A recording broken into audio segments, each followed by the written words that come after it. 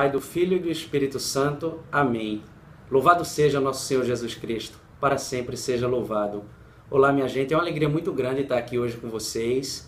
Meu nome é Claudemir Pacheco, eu tenho 31 anos de idade, sou casado há 7 anos com Poliana Pacheco e nós somos pais de uma menina muito linda, muito especial, de 6 anos de idade, chamada Ana Catarina Pacheco.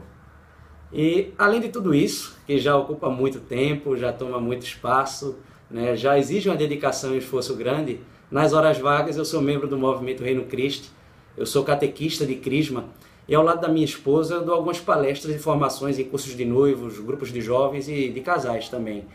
E eu tive a oportunidade de acompanhar o primeiro CONACAT, que aconteceu no ano passado.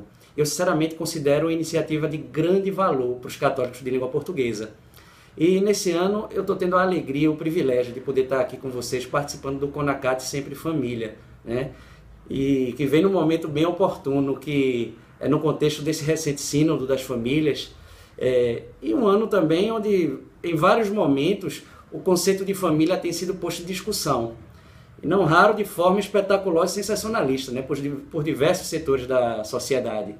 A gente acompanhou, a gente viu, a gente sentiu isso até no Facebook mesmo, né? Em determinado momento a gente sentiu como é que estava sendo abordado esse tema e com que profundidade esse tema vem sendo abordado ultimamente, né? Então eu penso que o CONACAT Sempre Família chega em boa hora, a fim da gente tentar tratar de uma forma responsável, realista e cristã dessa instituição que tem sofrido tantos ataques nesse mundo, mas que ocupa um espaço tão especial no Sagrado Coração de Cristo. E o tema que a gente vai tratar hoje é como livrar o seu casamento do mito da compatibilidade de gênios, né? Realmente o mito da compatibilidade de gênios. Esse mito que, na verdade, é um dos motivos mais utilizados desde há muito tempo para justificar várias separações, divórcios, várias destruições de família, destruições de lares. Esse mito, né? E Chesterton, que é um escritor inglês, um pensador inglês do início do século passado, acho que vocês conhecem muito bem, ele chega a dizer o seguinte sobre os americanos, né? Se os americanos podem se divorciar por incompatibilidade de gênios, eu não posso conceber por que razões não estão todos divorciados. Porque eu conheci muitos casamentos felizes, mas nunca nenhum compatível. O objetivo do casamento, ainda Chesterton falando, é lutar contra o instante em que a incompatibilidade torna-se inquestionável e sobreviver a ele, pois um homem e uma mulher, tais como são incompatíveis. Fecha aspas. Isso é o que Chesterton diz. O homem e uma mulher, tais como são incompatíveis. Então ele não entende como todos os casamentos não terminaram, porque em todos os casamentos existe a incompatibilidade de gênios, né? O autor do Senhor dos Anéis, que é o Tolkien, também outro grande pensador do início do século passado, ele vai dizer o seguinte, que este é um mundo decaído e não há consonância entre nossos corpos, mentes e almas, né? Então, a compatibilidade de gênios, ele vem desse mito de que os gênios precisam ser compatíveis, de que os nossos corpos, mentes e almas, eles precisam bater, né? Mas isso é um mito, é uma ilusão, que ela é fruto da concupiscência, né? Que é aquela danação causada pelo pecado original e que desarticula toda a nossa realidade, toda a realidade sobre a terra e desordena todas as relações humanas, né? A ponto de Tolkien, mais uma vez, falar o seguinte, o mundo, abre aspas, né? O mundo tem ido de mal a pior ao longo das eras. As várias formas sociais mudam e cada novo modo tem seus perigos especiais, mas o duro espírito da concupiscência vem caminhando por todas as ruas e se instalou em nossas casas desde que Adão caiu. Ou seja, a concupiscência, tudo muda, mas a concupiscência permanece em nossa realidade. E isso é um dado que a gente tem que levar em consideração ao analisar as relações humanas, né? A concupiscência, ela desordenou todo o nosso intelecto, a nossa vontade, de modo que nós começamos a enxergar as coisas não como elas realmente são, mas a gente começa a enxergar de forma distorcida, de forma nublada, de forma deturpada. E daí a gente começa a criar expectativas, né, que surgem para logo em seguida serem frustradas pela realidade, pela dura realidade. Nós criamos a expectativa de ver nossos anseios perfeitamente correspondidos pelas outras pessoas. E nós começamos a estabelecer relações baseadas no mero interesse carnal. No mero interesse em ver os nossos diversos prazeres devidamente recompensados. Essa é uma tendência humana alimentada pela concupiscência, fruto do pecado original. Não tem para onde fugir. A gente sempre tende a idealizar o outro, a ver o outro como capaz de preencher os nossos vazios, né? Mas o fato é que nós estamos redondamente enganados. Eu sinto dizer isso a vocês, mas nós estamos redondamente enganados, porque nós esquecemos de uma realidade. O sofrimento, minha gente, ele é inerente à vida humana. Nesse mundo decaído que a gente vive, não tem como fugir do sofrimento. A ponto de nosso Senhor dar um recado bem claro àqueles que desejam seguir. O que é que ele fala lá no Evangelho? Lá no Evangelho de São Mateus, salvo engano, no capítulo 16. Se alguém quiser vir comigo, renuncie-se a si mesmo, tome a sua cruz e siga-me. Ou seja, o próprio chamado de nosso Senhor é um chamado à renúncia, é um chamado a carregar cruz, é um chamado a sofrimento, porque essa vida, minha gente, é uma vida de cruz, é uma vida de sofrimento e não adianta fugir disso. É como diria o grande místico São João da Cruz, né, diretor espiritual de Santa Teresa d'Ávila, que nós celebramos em 15 de outubro. Né? Quem busca um Cristo sem cruz, acaba encontrando a cruz sem o Cristo, acaba encontrando o sofrimento, a dor, sem o Cristo para te ajudar. Então muita gente está por aí buscando o Cristo sem cruz, um Cristo romântico, um Cristo sem sofrimento, sem dor, sem a dor causada pela cruz. E o que é que essas pessoas acabam encontrando? A dor e o sofrimento, mas não encontram Cristo, porque a gente só consegue encontrar o Cristo pregado na cruz, o Cristo que doou a sua vida, o Cristo vencedor, o Cristo vitorioso, cuja vitória foi no sofrimento da cruz, né?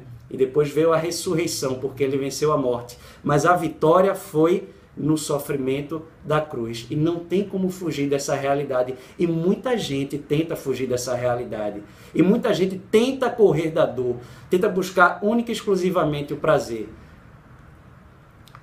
Perdão. Então, minha gente, se a gente deixa de lado essa realidade, que é uma dura realidade, a gente há de convir, a gente começa a idealizar o mundo, a idealizar as relações, a idealizar as pessoas, a idealizar os nossos cônjuges.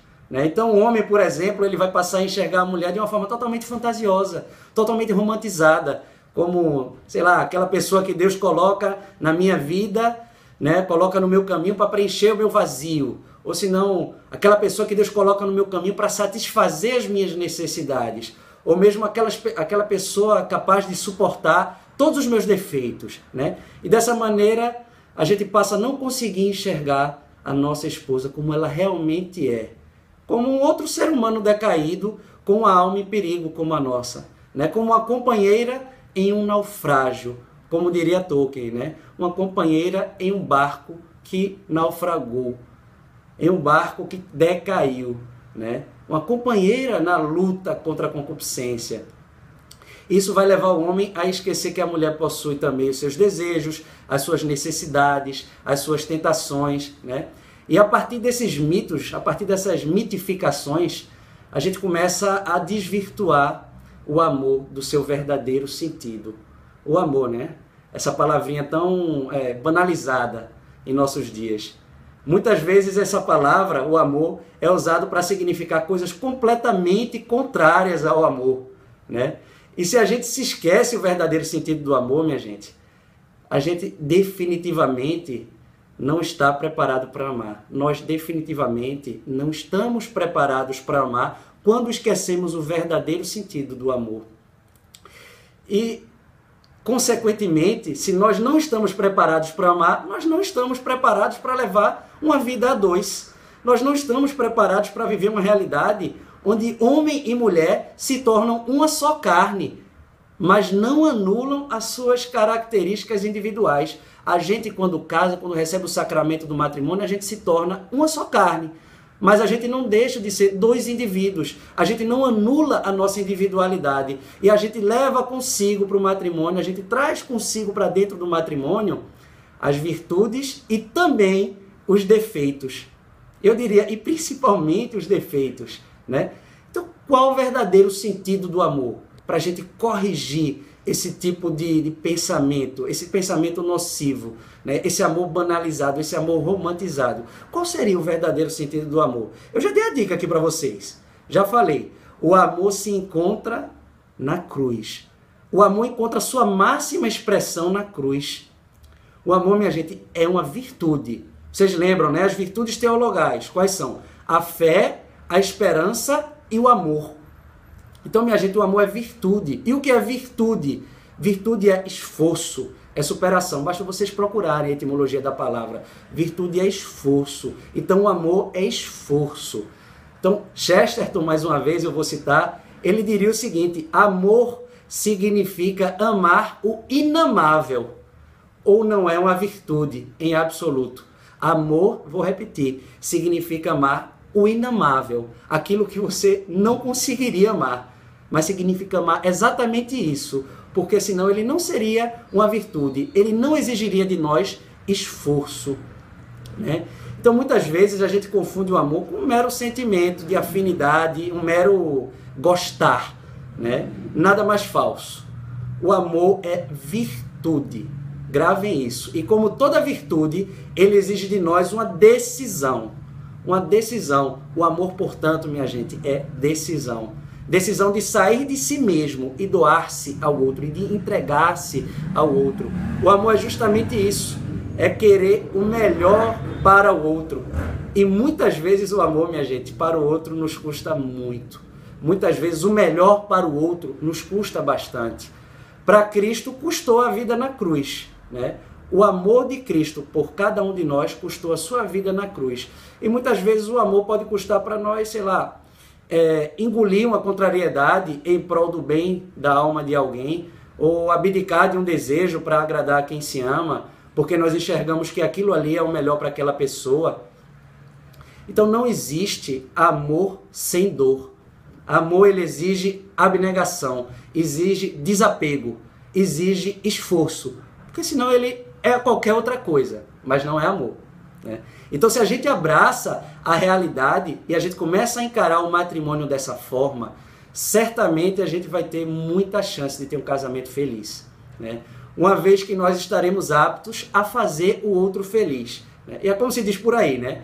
Quem casa tem que ter a consciência de que casa não para ser feliz, mas para fazer a outra pessoa feliz. E como a finalidade de quem ama é ver a felicidade do amado, ao fazer o outro feliz, também nós acabamos por alcançar a nossa felicidade. Não é perfeitamente lógico? Não é? Alguém aqui disse que é fácil? De modo algum, muito pelo contrário. Amar exige sacrifício, fazer o outro feliz e, consequentemente, alcançar também a nossa felicidade exige renúncia, né? O matrimônio, nós bem sabemos, é uma vocação. E o que é uma vocação? Todos nós sabemos também. Vocação é chamado. É um chamado de Deus. O matrimônio, ele é um chamado de Deus. Eu já falei aqui, né, que o chamado de Deus é sempre naqueles moldes. Renuncie a si mesmo, tome a sua cruz e venha-se embora. Todo chamado de Deus, o matrimônio entre eles, é um chamado para renunciar a si mesmo, tomar a sua cruz e seguir a Cristo, né? Então, em que consiste especificamente esse chamado do matrimônio? Consiste em submissão, consiste em amar o outro, assim como Cristo amou a sua igreja. Consiste em ser submisso como a igreja é submissa a Cristo, e consiste em amar até o fim, amar até a entrega da própria vida, assim como Cristo faz em relação à sua igreja e dá a sua vida por ela. Isso significa o amor dentro do matrimônio. Esse significa o chamado ao matrimônio. É desse jeito que Deus chama, né? Isso é muito claro. Ele não enganou ninguém, dizendo que seria diferente, dizendo que seria fácil, dizendo que seria tranquilo. Então, eu diria que não dá para ser cristão e esperar facilidade, esperar conforto sem esforço de nossa parte. Então, minha gente, a graça do casamento é justamente essa. É a possibilidade da gente superar-se diariamente, a oportunidade de superar os obstáculos e de se tornar cada dia uma pessoa melhor e mais próxima daquilo que Deus espera de nós. Chesterton vai dizer o seguinte sobre o casamento, abre aspas, o grande prazer do casamento é que ele é uma crise permanente. E ele vai dizer também o seguinte, o casamento é um duelo mortal de uma vida inteira que nenhum homem honrado tem o direito de rejeitar. Mas, minha gente, isso jamais deveria nos assustar. Afinal de contas, tudo que vale a pena nessa vida exige sofrimento. Tudo o que vale a pena nessa vida exige sofrimento.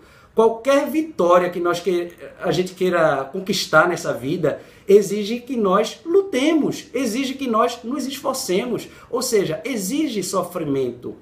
E tão mais gloriosa será a nossa vitória quanto mais árdua for a nossa luta. Porque nós valorizamos muito mais uma conquista quanto mais tivermos lutado por ela. É ou não é verdade?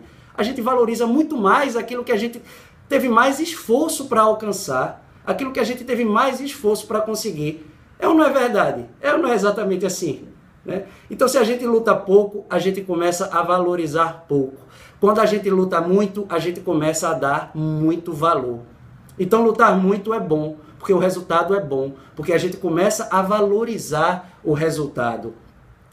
Né? Tolkien vai dizer o seguinte, ele vai dizer que a essência de um mundo decaído é que o melhor não pode ser alcançado através de divertimento livre, mas pode ser alcançado através da negação, através do sofrimento, através da renúncia. Né? E Chesterton, ele vai dizer o seguinte, que tudo que vale a pena nessa vida, até cada prazer, há um ponto de dor ou tédio de que deve ser preservado, para que o prazer possa reviver e possa durar. É exatamente isso. Se a gente quer conseguir uma grande vitória, a gente precisa passar por uma grande luta. E no casamento não é diferente. Né? O casamento é uma luta constante. Se a gente quer um casamento feliz, a gente tem que se esforçar bastante para fazer o outro feliz. E na felicidade do outro, ser feliz também. Na felicidade do outro, naquilo que nós nos propomos no casamento, que é a santificação da outra pessoa, é isso que deve nos fazer feliz no casamento. E não a mera busca do prazer, e não a mera satisfação dos nossos desejos pessoais. Então, minha gente, o que eu posso dizer para vocês é que amar vale a pena. Mas amar de verdade, né? A gente não pode fugir da nossa responsabilidade de amar. Então não é para a gente sair por aí buscando as facilidades da vida, colocando o prazer como a nossa última finalidade, né? Pois quem busca unicamente o prazer vai encontrar tão somente a dor e o sofrimento. Não fujamos dessa realidade, desse vale de lágrimas, minha gente, no qual a gente está submerso. Essa realidade é de luta, é de batalha. Então é melhor aprender a lidar com essa realidade do que fugir dela. Pois por mais que a gente fuja, ela permanece a nos perseguir insistentemente. Então, por favor, velho, cai na real. Livra o teu casamento desse mito tão propagado da compatibilidade de gênios. Isso é apenas uma desculpa esfarrapada para fugir da luta e da luta árdua que conduz à vitória final, que conduz à bem-aventurança, que afinal de contas é o que todos nós queremos, na verdade. Então a felicidade plena a gente não vai encontrar nessa vida. Eu sinto muito se eu estou desiludindo vocês, mas felicidade plena, a plena satisfação das nossas necessidades, a gente não encontra aqui nessa vida. Vai sempre haver algo que está faltando, vai sempre haver algo que precisa ser melhorado no outro, vai sempre haver algo que a gente precisa melhorar em nós mesmos, né? Sempre, sempre. É como diria Santo Agostinho, né? Naquela frase muito famosa dele: criaste-nos para vós, Senhor, e o nosso coração vive inquieto enquanto não repousa em vós. Então, essa vida é uma vida de inquietude. E quanto a gente não repousar na visão beatífica de Deus, a nossa vida permanece sendo uma vida de inquietude. O nosso coração só vai repousar quando for repousar em Cristo, na bem-aventurança, na vida eterna, porque é só na vida eterna que a gente vai encontrar a perfeição que a gente tanto luta para alcançar aqui nessa vida, né? Não aqui, não agora, na vida eterna. Enfim, gente, era isso que eu tinha para partilhar com vocês hoje. Eu espero sinceramente, de coração, que essas simples palavras, essas humildes palavras tenham sido úteis a todos vocês que assistiram, a todos vocês que estão assistindo quando Ancate Sempre Família, especialmente aqueles que são vocacionados ao matrimônio, né? Eu espero sinceramente que a gente possa se ver em outras oportunidades. Eu desejo tudo de melhor para vocês, um abração para vocês e fiquem com Deus, certo? Louvado seja nosso Senhor Jesus Cristo, para sempre seja louvado. Em nome do Pai, do Filho e do Espírito Santo.